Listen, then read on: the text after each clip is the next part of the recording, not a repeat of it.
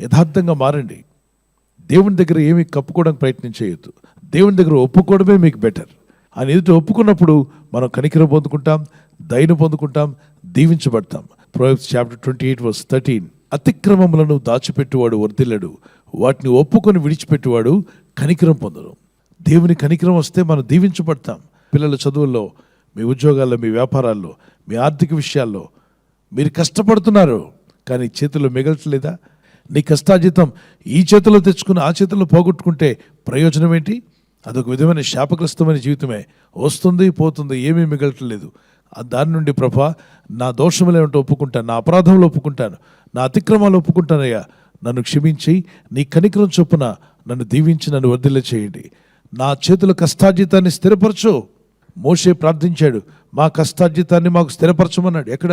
91:17. మా దేవుడిని యెహోవా ప్రసన్నత మా మీద నుండునుగాక, మా చేతి పనిని మాకు స్థిరపరచుము, మా చేతి పనిని మాకు స్థిరపరచుము.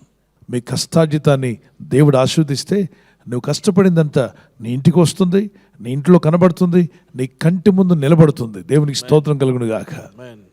యథార్థవంతులకు ఆయన ఏ మేలు చేయక మానడు.